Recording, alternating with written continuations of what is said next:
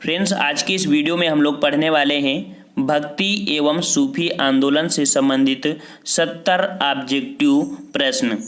लेकिन objective test paper को solve करने से पहले हम लोग इसका बेस समझेंगे, क्योंकि हमारा पढ़ाने का तरीका कुछ अलग है कि पूरे के पूरे क्वेश्चन तभी सॉल्व कर पाएंगे जब आप इसका बेस समझेंगे। अगर आपने इससे पहले भक्ति आंदोलन या सूफी आंदोलन नहीं भी पढ़ा है तो आपको पूरा का पूरा ज्ञान इस वीडियो में मिलेगा। बस आपको आधा घंटा का समय देना है और इसके बाद आपको सूफी आंदोलन है क्या, कैसे क्वेश्चन आपके आते हैं और 100% क्वेश्चन यहाँ से बनते हैं। तो अगर आप नए हैं तो हमारे चैनल से जुड़ सकते हैं और प्लेलिस्ट बना दिया है, तो जो हमने वीडियो अपलोड किया है उनको भी देख सकते हैं। तो आइए यहाँ पर स्टार्ट करते हैं भक्ति एवं सूफी आंदोलन। कह रहा आपसे सूफी संप्रदाय किस प्रकार से आपके भारत में सूफी संप्रदाय आया। तो देखिए, सूफी संतों की जो द्वारा उर्दू भाषा का जन्म हुआ। अगर आपसे क्वेश्चन पूछे कि उर्दू भाषा का जन्म कहाँ से हुआ है तो आपका सूफी संतों के द्वारा हुआ है। जो आपका सूफी संप्रदाय है ये दो भागों में था, एक था बासर था, आपकी एक बेसर था। ये आप थी। जो बासर था ये आपका इस्लामी कानून के समर्थक थे, जो बेसर थे ये इस्लामी कानून से मुक्ति अर्थात इनका कोई मतलब नहीं था। जो आपका इस्लामी कानून के समर्थक थे ये आपके 4 भागों में डिवाइड हो गए, अर्थात चिश्ती सिलसिला, सोहरावर्दी सिलसिला, कादरी सिलसिला और आपका नक्शबंदी सिलसिला। ये आपका इस्लामी जगत पर आपका 4 भागों में चिश्ती संप्रदाय थी। अब बात आती है कि चिश्ती संप्रदाय के संस्थापक जो थे, भारतीय संस्थापक कौन थे, तो ख्वाजा मुइनुद्दीन चिश्ती। ठीक है, ये भारतीय संस्थापक थे किसके, चिश्ती संप्रदाय का। आपसे क्वेश्चन पूछा भी जाता है कि भारतीय संप्रदाय में जो कि चिश्ती संप्रदाय फैली है भारत में, वो उसके संस्थापक कौन है, तो ख्वाजा मुइनुद्दीन चिश्ती हैं। और आपके सोहरावर्दी सिलसिला के संस्थापक आपके कौन है, शहाबुद्दीन सोहरावर्दी। कादरी सिलसिला की बात करें तो कादरी सिलसिला के जो संस्थापक हैं शेख अब्दुल कादिर जिलानी हैं। और आपके चौथे आपके जो नक्शबंदी सिलसिला है इसके भारतीय प्रचारक रहे हैं ख्वाजा मोहम्मद बकी बिल्लाह बेरंग। ठीक है, अब बात आती है कि जो ख्वाजा मुइनुद्दीन चिश्ती रहे हैं ये भारत में आए हैं तो 2 प्रकार से इनका प्रचार प्रसार हुआ है। एक हुआ है आपका दक्षिण भारत में, एक हुआ है उत्तर भारत में। जो दक्षिण भारत में रहे तो ये प्रचार करने वाले 2 आपके गुरु रहे, कौन से, बुरहान हिंद गरीब और आपका गेसु दराज। ठीक है, और उत्तर भारत में जो प्रचार प्रसार हुआ है आपका सूफी संप्रदाय में वो आपका कौन कौन किए हैं, तो आपका ख्वाजा बख्तियार काकी ने किया है उत्तर भारत में, बाबा फरीद ने किया है, हजरत निजामुद्दीन औलिया जो कि फरीद के शिष्य थे, और हजरत अलाउद्दीन साबिर और नसरुद्दीन चिराग ए देहली, ये आपके रहे जो उत्तर भारत में प्रचार प्रसार किया है।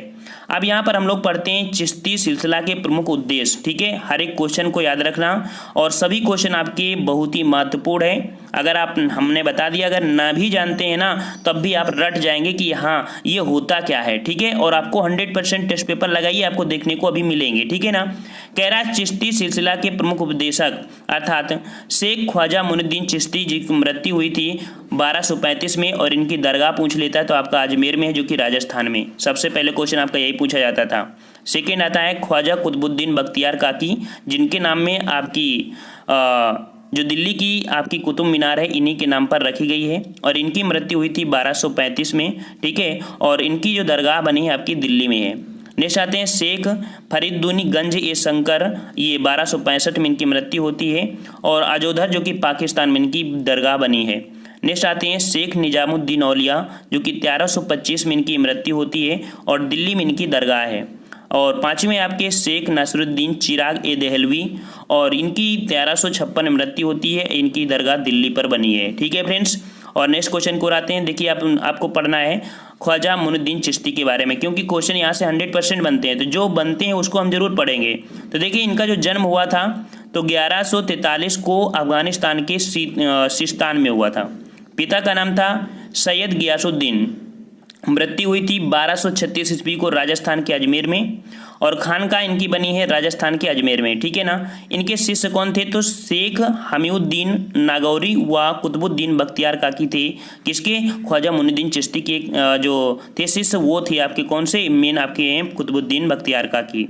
बात आती है कि यह भारत में कैसे आए, तो देखिए 1192 ईस्वी में वह मोहम्मद गोरी के साथ भारत आए था। जो आपके ये चिश्ती हैं, ये चिश्ती आपके आए थे, अर्थात ये जो कह सकते हैं कि ख्वाजा मोइनुद्दीन चिश्ती ये आपके भारत में मोहम्मद गोरी के साथ भारत आए थे और कुछ समय के लिए लाहौर में अली बिन उस्मान अल हुजवीन अर्थात दाता गंजबख्श की खानका अर्थात धर्मशाला में रुके थे।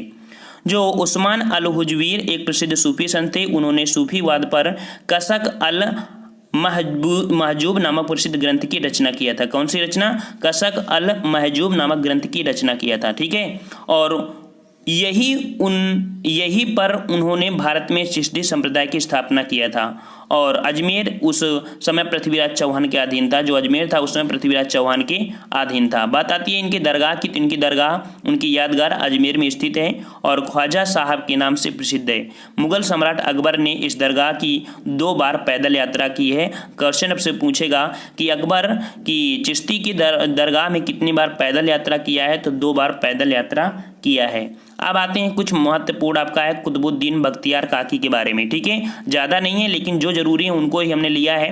तो ख्वाजा कुतुबुद्दीन बख्तियार काकी जो कि इनका समय काल है 1186 से 1236 ईस्वी और जन्म इनका है आपका 1186 ईस्वी को फरगना में हुआ था।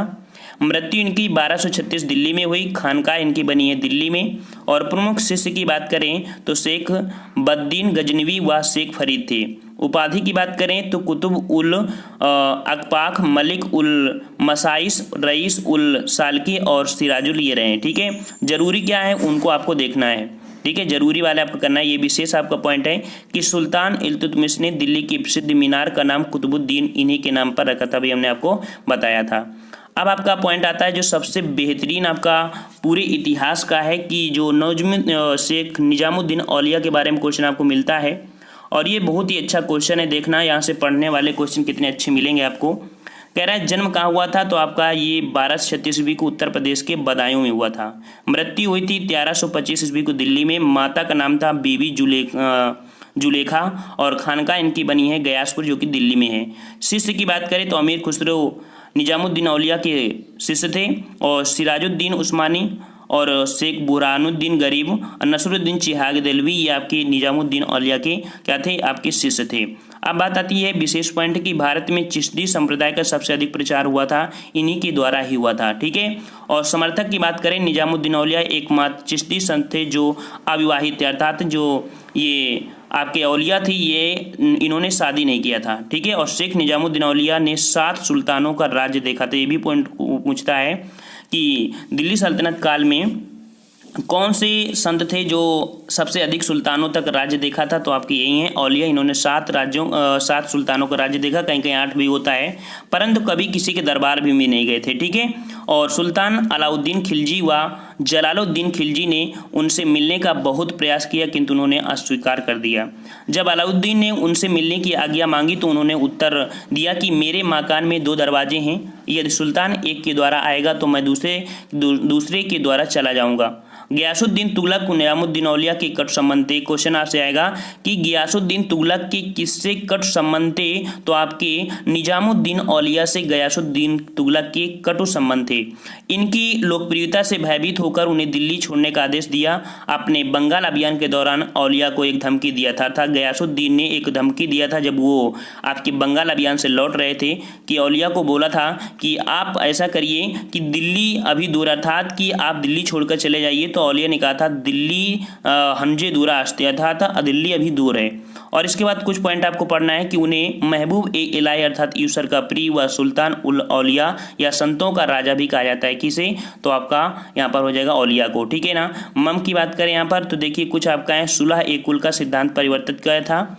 और यहाँ पर और पॉइंट देखते हैं जो जरूरी आपका मकबरा की याद आती है। तो औलिया की इच्छा के विरुद्ध मोहम्मद बिन तुगलक ने दिल्ली में उनका मकबरा बनाया, अर्थात औलिया का इच्छा नहीं था कि दिल्ली में इनका मकबरा बने। ठीक है, अमीर खुसरो निजामुद्दीन औलिया का प्रिय शिष्य था। ये भी पॉइंट रखना कि अमीर खुसरो निजामुद्दीन औलिया का प्रिय शिष्य था और अपने गुरु के मृत्यु के दूसरे दिन ही उसने प्राण त्याग दिया था। कितनी बड़ी बात है कि अमीर खुसरो जो था ये निजामुद्दीन औलिया के दूसरे दिन ही मृत्यु अर्थात अपने भी प्राण त्याग दिया और उसे निजामुद्दीन औलिया के कब्र के पास ही दफनाया गया। कितना अच्छा काम आपके पॉइंट आपका दिया गया है। ठीक है, और कितना प्यार था इनमें। अब आते हैं, आपको एक पॉइंट और पढ़ लेना है, इसके बाद थोड़ा सा बचेगा।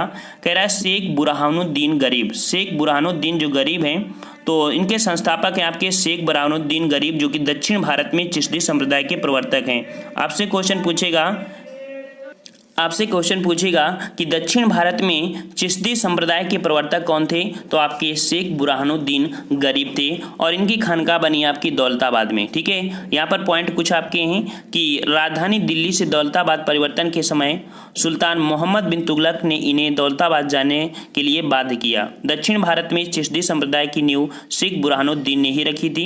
इन्होंने दौलताबाद को अपने शिक्षा का केंद्र बनाया और निजामुद्दीन औलिया के उपदेशों का प्रचार किया।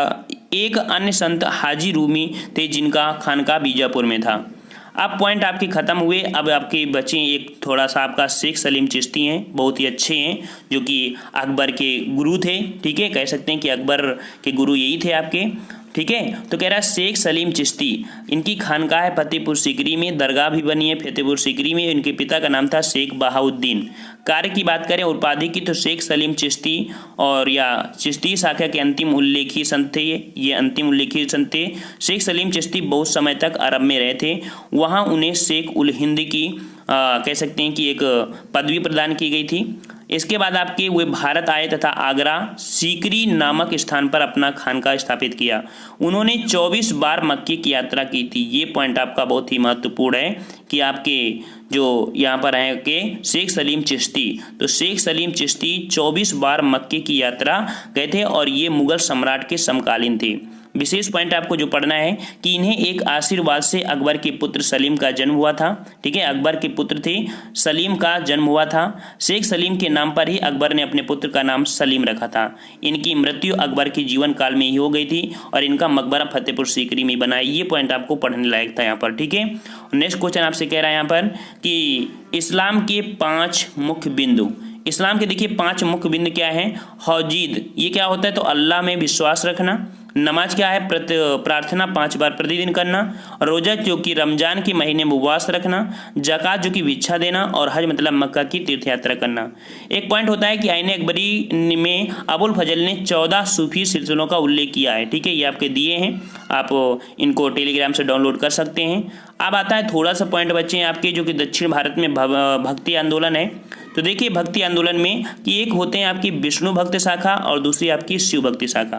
तो विष्णु भक्ति शाखा के जो संत थे उन्हें अलवार कहा जाता था और जो शिव संत के भक्त थे उन्हें नयनार कहा जाता था। ठीक है ना, और यहाँ पर आपके जो अलवार थे इनके भी कई आपके थे, ये आपके दिए हैं, और नयनार जो थे ये आपके दिए हैं, इनसे कोई ज़रूरत नहीं है। बस आपसे क्वेश्चन पूछेगा कि विष्णु भक्त जो थे उन्हें क्या कहा गया, तो अलवार कहा गया, और शिव भक्त जो थे उन्हें नयनार कहा गया। ठीक है, अब आते हैं यहाँ पर कुछ आपके जो बहुत ही बेस्ट क्वेश्चन है, आपको ट्रिक से यहाँ पर समझा देंगे।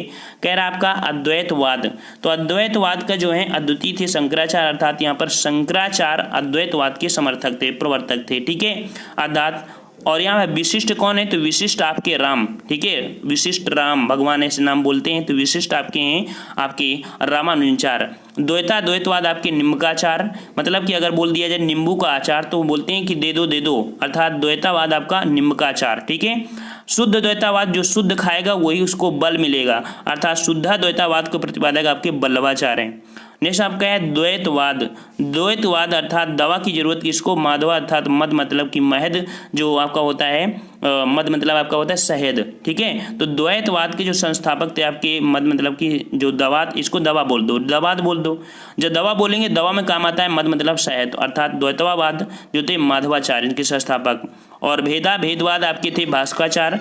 शैव विशिष्ट द्वैतवाद थे आपके श्रीकंठ, और अचिंत भेदभाव थे आपके बलदेव। और नेक्स्ट आपका वीर शैव विशिष्टा द्वैतवाद आपके श्रीपति। और जो कि कह सकते हैं कि अविभागा द्वैत आपके विज्ञान बेचू। मतलब आपकी कहाँ तक आपके जरूरी हैं, तो आपके 5 ये महत्वपूर्ण जरूरी है जिनको आपको रटना ही पड़ेगा और हमेशा आपके क्वेश्चन ये आते हैं। तो लगभग आपका खत्म हुआ, लेकिन एक पॉइंट आपका यहाँ पर दिया है क्या कि उत्तर भारत में भक्ति आंदोलन की त्रिमूर्ति किसे कहा जाता है। तो उत्तर भारत में त्रिमूर्ति के नाम से गुरु नानक को जाना जाता है, कबीर को जाना जाता है, और तीसरे आपके हैं रैदास। इन तीनों को त्रिमूर्ति के नाम से जानते हैं। एक पॉइंट और पढ़ लीजिए कि आदि शंकराचार्य द्वारा स्थापित 4 मठ। ठीक है, शंकराचार्य द्वारा 4 स्थापित किए गए थे मठ। ये कौन है आपका, तो एक ज्योतिष पीठ है जो कि विष्णु के लिए समर्पित है आपका बद्रीनाथ में, जो कि उत्तराखंड में है। गोवर्धन पीठ जो कि आपका बलभद्र और सुभद्रा, ठीक है, बलभद्र व सुभद्रा के बारे में दिया गया है, श्री कृष्ण की जो बहन थी, ठीक है, उनके बारे में दिया गया, जो कि पूरी उड़ीसा में इनका बनना है, ठीक है, मंदिर। जो शारदा पीठ है आपकी, ये द्वारका में है, जो कि गुजरात में, ये कृष्ण के समर्पित थी। श्रृंगेरपुरी जो कि शिव है, ये मैसूर में, कर्नाटक में, अर्थात कह सकते हैं कि पूरब, पश्चिम, उत्तर, दक्षिण में चारों कोने पे आपकी ये बनाए गए हैं, जो कि 4 मठ है। लेकिन 5वां पॉइंट है कि शंकराचार्य ने तमिलनाडु राज्य में स्थित कांचीपुरम, जो कि पलार नदी में 5वें मठ की स्थापना की थी, ठीक है। आप पॉइंट आपको देख लीजिए, ये आपका दिया है, हमने थोड़ा सा मैप के माध्यम से बताने का प्रयास किया कि जो पंजाब प्रांत था, यहाँ पर गुरु नानक रहते थे। जो आपका राजस्थान है, यहाँ पर सुंदरदास व दादू दयाल रहते थे, ठीक है, इनका जो लोकेशन है। सूरदास का लोकेशन आपका उत्तर प्रदेश में है, साथ में कबीरदास, रैदास, वल्लभाचार्य, तुलसीदास का जो संबंध है आपकी उत्तर प्रदेश से है। वहीं पर शंकर देव है, तो शंकर देव का संबंध आपके उड़ीसा प्रांत से है। जो आपके चैतन्य देव हैं, ये आपके जो संबंधित है पश्चिम बंगाल से हैं। और रामदास का संबंध है आपका कहाँ से, तो ये आपके महाराष्ट्र से संबंधित हैं। एकनाथ का संबंध आपका महाराष्ट्र से, तुकाराम का संबंध महाराष्ट्र से, जड़ेश्वर का संबंध महाराष्ट्र से, ज्ञानेश्वर का संबंध महाराष्ट्र से, नामदेव का संबंध भी महाराष्ट्र से। यहाँ पर आती है आपका जो आंध्र प्रदेश में वसन्ना और रामानुजाचार्य। ये क्वेश्चन आपका बहुत ही महत्वपूर्ण है कि रामानुजाचार्य दक्षिण भारत के प्रचार प्रसार के मेन थे, तो आंध्र प्रदेश में थे। और आपके माधवाचार्य जो कि आपके कहाँ से संबंधित हैं, ये आपका यहाँ पर जो एरिया हो जाएगा आपका कर्नाटक है। माधवाचार्य कर्नाटक से संबंधित है। निम्मकाचार्य की बात करें तो निम्मकाचार्य आपके तमिलनाडु से संबंधित हैं। और आपका जो मणिक्का सागर थे आपके केरल से। शंकराचार्य भी आपके कौन से हैं, आपके केरल से हो। और नम्मारवाल ये आपके संबंधित है, जो कि आपके केरल से हैं, ठीक है ना। और एक गुजरात में आपकी जो मीराबाई थी और नरसिंह मेहता, ये आपके गुजरात से संबंधित हैं। हमने यहाँ पर प्रयास किया कि ज़्यादा से ज़्यादा आप लोकेशन को देखते हुए ज़्यादा से ज़्यादा क्वेश्चन आपको समझ में आए। अब आपको स्टार्ट करते हैं यहाँ पर आपका भक्ति आंदोलन। देखिए 15 मिनट में भक्ति आंदोलन पढ़ाना इतनी छोटी सी बात नहीं होती है। और अब आपको सॉल्व करना है लगभग 70 ऑब्जेक्टिव प्रश्न। तो अगर हमने 15 मिनट आपका समय ले लिया है, 16-17 मिनट का, तो कोई बुरा समय नहीं लिया है। और अगर आप ऐसे ही तैयारी करते हो तब भी आपकी यहाँ पर क्वालिफाई कर पाओगे, ऐसे नहीं क्वालिफाई कर पाओगे, क्योंकि हमें पता है कितने कोचिंग पढ़ाते हैं लोग, कितना आप लोग पढ़ते हैं, ठीक है। तो अगर आप वीडियो के भरोसे हो, हमारे भरोसे हो, तो हम आपको अपने भरोसे के अकॉर्डिंग आपको जितना हो सकता है 100% पूरा समय आपके लिए देते हैं और बेहतरीन से बेहतरीन तैयारी आपके लिए करते हैं, ठीक है। तो फ्रेंड्स, अगर आपको वीडियो अच्छा लग रहा है तो प्लीज़ लाइक करते चलिए। अब हम लोग टेस्ट पेपर को लगाते हैं, जो कि पहले इसको डिटेल से समझेंगे और इसके बाद जल्दी जल्दी से आपको बताने का प्रयास करिए। कह रहे हैं भक्ति आंदोलन का प्रारंभ किसके द्वारा किया गया था। तो भक्ति आंदोलन का जो प्रारंभ किया गया था, ये किया गया था अलवार संतों द्वारा। ऑप्शन राइट आपका ये हो जाएगा, अलवार संतों द्वारा किया गया था। देखो, विष्णु या नयनार की उपासना करने वाले भक्त जो थे अलवार थे, हमने बताया था। और जो नेक्स्ट क्वेश्चन की ओर चलते हैं। क्वेश्चन आपसे कह रहा है यहाँ पर कि कोई व्यक्ति किसी व्यक्ति से उसका धर्म, संप्रदाय या जाति ना पूछे, यह कथन किसने कहा था। ये बहुत बार क्वेश्चन आपसे पूछा गया था। तो कोई का धर्म, संप्रदाय या जाति ना पूछी, ये कथन आपका रामानंद ने दिया था, ठीक है। यह कथन संत रामानंद का था और इनके शिष्यों में सभी जाति एवं संप्रदाय के लोग शामिल थे। रामानंद ने दक्षिण भारत और उत्तर भारत के भक्ति आंदोलन के मध्य सेतु का कार्य किया था तथा भक्ति आंदोलन को दक्षिण भारत से उत्तर भारत की ओर लाए गए थे। कौन? तो आपके रामानंद ही लाए थे, ठीक है। रामानंद प्रथम समाज सुधारक थे, ये भी पॉइंट याद रखना कि रामानंद प्रथम समाज सुधारक थे जिन्होंने हिंदी में अपना उपदेश दिया तथा महिलाओं को भी अपना शिष्य बनाया, जिसमें से पद्मावती एवं सुरसीर शामिल थी इनके आपके शिष्यों के रूप में। नेक्स्ट क्वेश्चन की ओर आते हैं। क्वेश्चन आपसे कह रहा है काम रूप में वैष्णव धर्म को लोकप्रिय किसने बनाया था। तो काम रूप में वैष्णव धर्म को जो लोकप्रिय बनाया था, ये बनाया था ऑप्शन राइट डी, शंकर देव ने बनाया था, ठीक है। शंकर देव ने वैष्णव धर्म को कामरूप, अर्थात जो कामरूप आपका पड़ता है, यह कहाँ पड़ता है आपका असम में पड़ता है। हमने बताया कि कामरूप आपका अर्थात असम में वैष्णव धर्म को लोकप्रिय बनाया था, शंकर देव ने बनाया था। समझ गए होंगे इसका।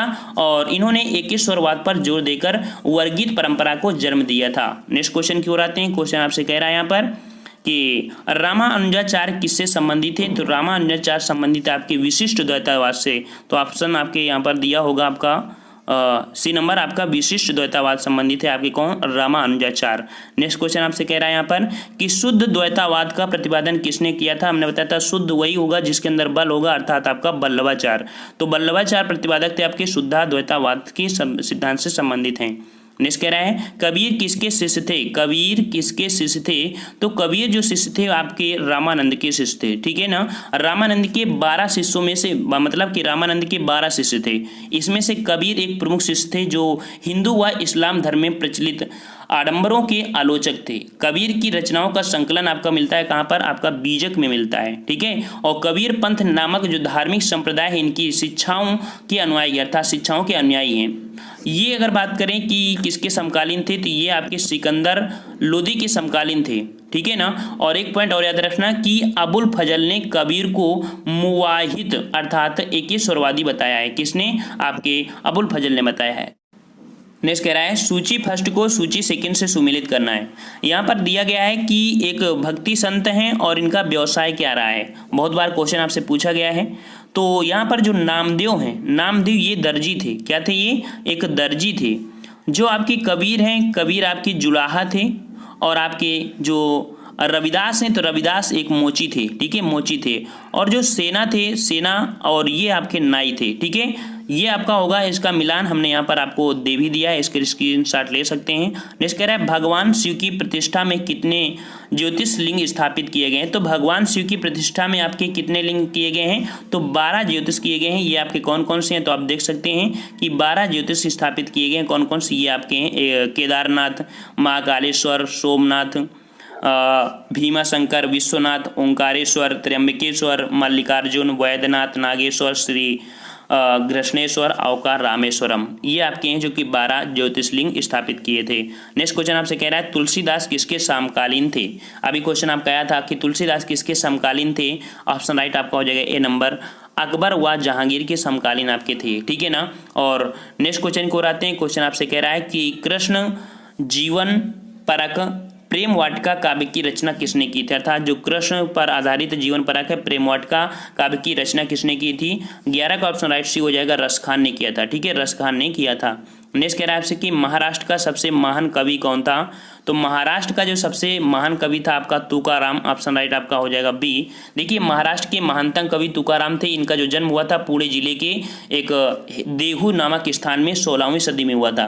तुकाराम जहांगीर और शिवाजी के समकालीन थे। उन्हें बरकरी संप्रदाय का संस्थापक माना जाता है और इनकी साहित्यिक कृत देखा जाए तो अभंगवाणी है। और तुकाराम की दूसरी पत्नी का नाम था जीजाबाई और इन्हें महाराष्ट्र का कबीर भी कहा जाता है। याद रखना तुकाराम को महाराष्ट्र का कबीर भी कहा जाता है, ठीक है। और नेक्स्ट क्वेश्चन की ओर आते हैं। क्वेश्चन आपसे कह रहा है कि प्रसिद्ध भक्ति संत जो मेवाड़ के शाही परिवार से संबंधित थे, तो आपकी ये प्रसिद्ध भक्ति संत थे जो मेवाड़ की शाही परिवार से संबंधित थे, ये आपके कौन थे। 13 का ऑप्शन थी आपका मीराबाई, जो आपकी मीराबाई थी, ठीक है। मेवाड़ के राजा थे रतन सिंह राठौर, इनकी इकलौती पुत्री थी मीराबाई। जो इनका शासनकाल था इनका, ठीक है, तो 1498 से 1546 तक हुआ था और इनका विवाह हुआ था 1516 ईस्वी में। किससे, मेवाड़ की युवराज भोजराज से हुआ था।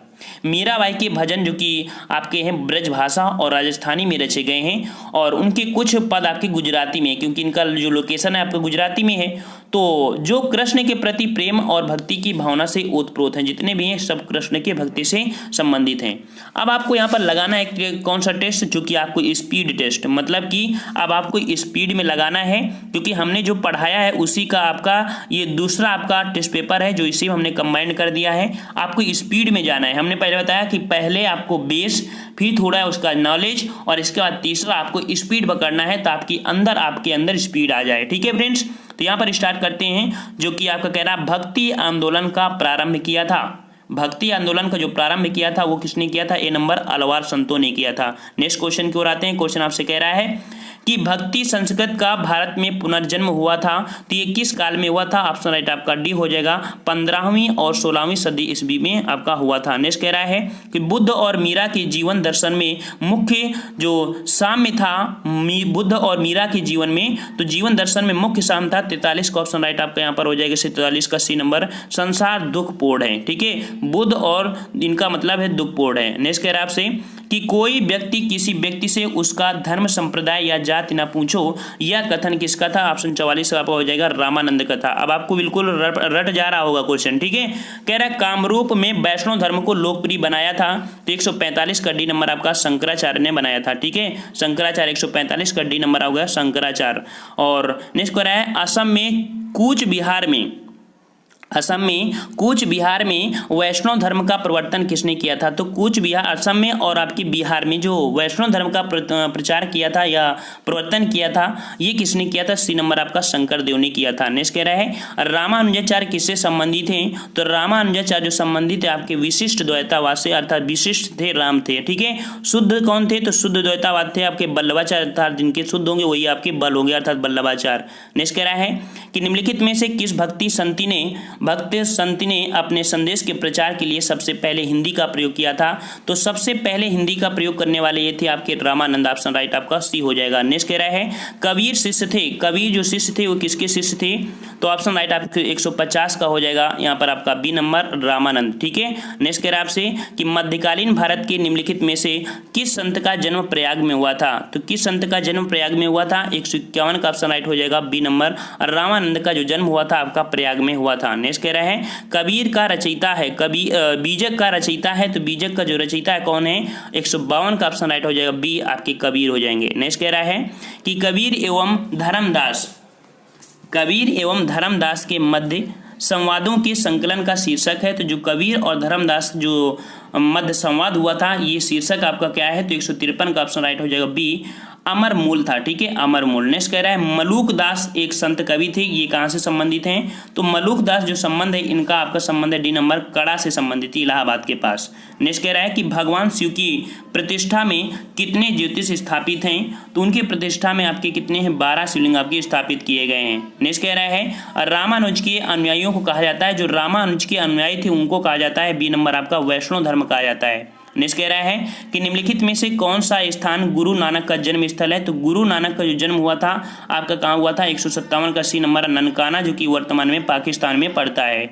नेक्स्ट कह रहा है आपसे कि जिसके शासनकाल में गुरु नानक देव ने सिख धर्म की स्थापना की थी वह कौन था? अर्थात जो गुरु नानक थे किसके शासनकाल में सिख धर्म की स्थापना किया था? 158 का ऑप्शन राइट आपका हो जाएगा बी नंबर, अर्थात सिकंदर लोदी के समय यहाँ पर सिख धर्म की स्थापना किया था। फ्रेंड्स आपको स्पीड लग रहा होगा, लेकिन हमने इसके पहले बेस आपको बता दिया, इस कारण थोड़ा सा स्पीड बता रहे हैं, वीडियो बहुत ज़्यादा लॉन्ग हो जाएगा, आपको कैच करना पड़ेगा हमारे अकॉर्डिंग। ठीक है, कह रहा है ईश्वर केवल मनुष्य के सद्गुण को पहचानता है तथा उसकी जाति नहीं पूछता, आगामी दुनिया में कोई जाति नहीं होगी, यह सिद्धांत किस भक्ति संत का है? बहुत ही अच्छी बात बोला गया है, तो यहाँ पर ऑप्शन राइट आपका सी हो जाएगा, ये नानक ने बोला, गुरु नानक ने। नेक्स्ट कह रहा है मीराबाई समकालीन थी, तो मीराबाई किसके समकालीन थी? ऑप्शन राइट आपका ये हो जाएगा तुलसीदास की समकालीन थी मीराबाई। नेक्स्ट कह रहा है आपसे कि चैतन्य प्रभु किस संप्रदाय से संबंधित हैं? तो चैतन्य प्रभु जो संबंधित है किस संप्रदाय से? 161 का ऑप्शन राइट आपका ये हो जाएगा, ये वैष्णव धर्म से संबंधित है। नेक्स्ट कह रहा है कि तुलसीदास किसके समकालीन थे? तो तुलसीदास आपके जो समकालीन थे ऑप्शन राइट आपका ये हो जाएगा अकबर व जहांगीर के समकालीन थे। नेक्स्ट कह रहा है आपसे कि रामचरितमानस नामक ग्रंथ के रचयिता हैं, तो रामचरितमानस जो लिखा है आपका किसने लिखा है? 163 का ऑप्शन आपका ए हो जाएगा, तुलसीदास ने लिखा है। नेक्स्ट कह रहा है आपसे कि निम्नलिखित में से कौन वरकरी संप्रदाय का संस्था? तो वरकरी संप्रदाय का जो संस्था 164 का ऑप्शन राइट हो जाएगा आपका सी नंबर नामदेव, तो सी नंबर आपका सही हो जाएगा। नेक्स्ट कह रहा है कि भक्त तुकाराम कौन से मुगल सम्राट के समकालीन थे? तो जो भक्त तुकाराम थे ये आपके थे जहांगीर के समकालीन। नेक्स्ट कह रहा है आपसे कि निम्नलिखित में से कौन भक्ति आंदोलन का प्रस्ताव नहीं था? तो भक्ति आंदोलन का जो प्रस्ताव में नहीं आया था ये आपके कौन थे? 166 का ऑप्शन राइट हो जाएगा आपका ए नंबर नागार्जुन, ये आपके भक्ति आंदोलन का प्रस्तावक नहीं थे। नेक्स्ट आपसे कह रहा है 166 का हो गया है, अब ऑप्शन आता है आपका 167 कि भारत में चिश्तिया सूफी मत को स्थापित किया था। तो भारत में चिश्ती जो स्थापित किया था किसने? आपका इसको थोड़ा सा जूम कर लेते हैं, 167 का आपका बी नंबर ख्वाजा मुइनुद्दीन चिश्ती ने किया था। ठीक है, हमने अभी आपको बताया भी था। नेक्स्ट कह रहा है आपसे कि निम्नलिखित सूफी संतों में से कौन एक सर्वप्रथम अजमेर में बस गए थे? तो अजमेर जो बसने वाले आपके सूफी संत थे आपके कौन थे? ए नंबर आपका शेख मुइनुद्दीन चिश्ती थे। ठीक है, इनकी दरगाह आपके अजमेर में है। नेक्स्ट कह रहा है शेख निजामुद्दीन औलिया शिष्य थे, तो शेख निजामुद्दीन औलिया जो शिष्य थे किसके शिष्य थे? तो 169 का सी बाबा फरीद के शिष्य थे। नेक्स्ट कह रहा है आपसे कि शेख निजामुद्दीन औलिया की दरगाह स्थित है, तो शेख निजामुद्दीन औलिया की दरगाह कहाँ पर है, तो इनके द्वारा अर्थात इनके अनुसार ना बनाई गई दरगाह, इनके विपरीत अब की बनाई गई थी, अर्थात इनका मत नहीं था कि दिल्ली में बनाई जाए। ऑप्शन सी होगा।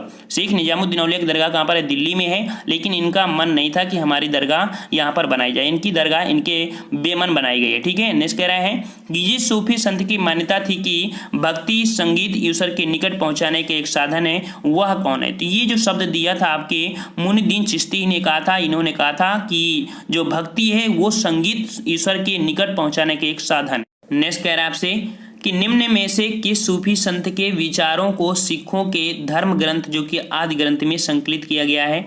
तो ये आपके सिख हैं जो कि सूफी 173 का ऑप्शन राइट सी हो जाएगा। जो फरुद्दीन गंज शंकर हैं ये आदि ग्रंथ में संकलित किया गया है। नेक्स्ट कह रहा है कि प्रसिद्ध संत सलीम चिश्ती रहते थे, तो जो शेख सलीम चिश्ती रहते थे ये कहाँ पर रहते थे, 174 का ऑप्शन राइट सी हो जाएगा आपका, फतेहपुर सीकरी में रहते थे। ठीक है, फतेहपुर सीकरी।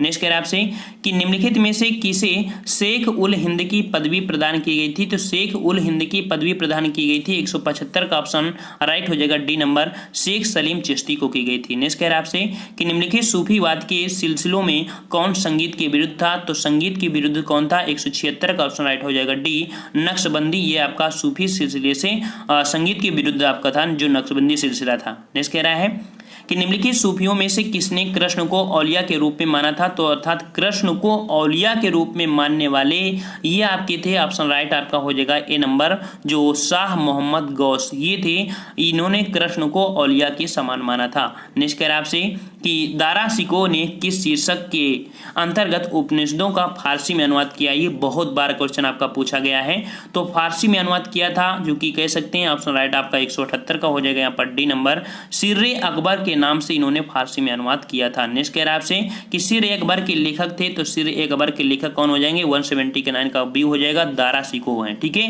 नेक्स्ट कह रहा है आपसे कि कृष्ण जीवन परक प्रेम वाटिका काव्य की रचना किसने की थी, तो प्रेम वाटिका जो रचना किया था ये किसने किया है, 180 का ऑप्शन राइट हो जाएगा, रस खान, रस है प्रेम। ठीक है, नेक्स्ट कह रहा है आपसे कि निम्नलिखित में से कौन एक भक्ति आंदोलन से जुड़ा नहीं है, तो भक्ति आंदोलन से नहीं जुड़ा है, 181 का ऑप्शन राइट हो जाएगा, अमीर खुसरो, ये भक्ति आंदोलन से नहीं संबंधित है। नेक्स्ट कह रहा है कि बहरामासा की रचना किसने की, बारहमासा। ठीक है, बारहमासा की रचना किसने की, तो ये रचना की थी 182 का ऑप्शन सी हो जाएगा, मलिक मोहम्मद जायसी ने किया था। नेक्स्ट कह रहा है आपसे कि प्रतिवर्ष प्रसिद्ध सूफी संत हाजी वारिस अली शाह की मजार पर मेला लगता है। ये क्वेश्चन आपके यूपी स्पेशल से पूछा जाता है कि प्रतिवर्ष प्रसिद्ध सूफी संत हाजी वारिस अली शाह की मजार पर मेला लगता है, ये आपका जो लगता है कहाँ पर लगता है, तो आपका ये लगता है 183 का ऑप्शन राइट हो जाएगा, सी नंबर, देवा शरीफ, जो 12 में पड़ता है। नेक्स्ट कह रहा है आपसे कि क्राइस्ट का जन्म स्थान, क्राइस्ट का जो जन्म स्थान है ये आपका कहाँ पर है, 184 का ऑप्शन राइट आपका हो जाएगा यहाँ पर आपका बी नंबर, जो कि आपका बेथलेहम में है। जो क्राइस्ट का जन्म हुआ था आपका बेथलेहम में हुआ था। नेक्स्ट कह रहा है ईस्टर त्यौहार के पीछे ईसाइयों की भावना है, तो ईसाइयों की भावना मतलब कि ईस्टर त्यौहार के पीछे ईसाइयों की भावना है, ये कैसी भावना है, तो इस दिन ईसा पुनर्जीवित हुए थे। ठीक है, इस दिन ईसा पुनर्जीवित हुए थे। नेक्स्ट कह रहा है आपसे कि कौन सा ईसाई संत पशु पक्षियों से प्रेम के लिए विख्यात था, तो पशु पक्षियों से प्रेम करता था, ये आपका कौन सा ईसाई संत था, ऑप्शन राइट आपका 186 का हो जाएगा यहाँ पर आपका सी नंबर, जो आपके असीसी के संत फ्रांसिस थे, ये आपके पशु पक्षियों से प्रेम करते थे। नेक्स्ट कह रहा है आपसे यहाँ पर कि ईसाइयों का गुड फ्राइडे क्यों मनाया जाता है। ठीक है, आपके 4 ऑप्शन हैं। कह रहा है ईसाइयों का गुड फ्राइडे क्यों मनाता है, आपने सुना भी होगा गुड फ्राइडे ये ईसाई लोग मनाते हैं, क्यों मनाते हैं, आपके 4 ऑप्शन है कि ईसा मसीह की मृत्यु हुई थी, ईसा मसीह का जन्म हुआ था, ईसा मसीह को सूली पर चढ़ाया गया था, या ईसवी सन का प्रारंभ हुआ था। ये 4 ऑप्शन है और हमारे इस वीडियो का ये अंतिम क्वेश्चन है और आपको कमेंट करके बताना है कि इसका जवाब सही क्या होगा। साथ में अगर आपको वीडियो अच्छा लगा है तो वीडियो भी लाइक करिए और साथ में अगर आपको आंसर नहीं आता है तो कुछ अपने मन की बातों को जरूर कमेंट करिएगा अगर आपको अच्छा लगा है वीडियो तो फ्रेंड्स हम लोग मिलते हैं एक नए वीडियो के साथ, तब तक के लिए धन्यवाद। जय हिंद।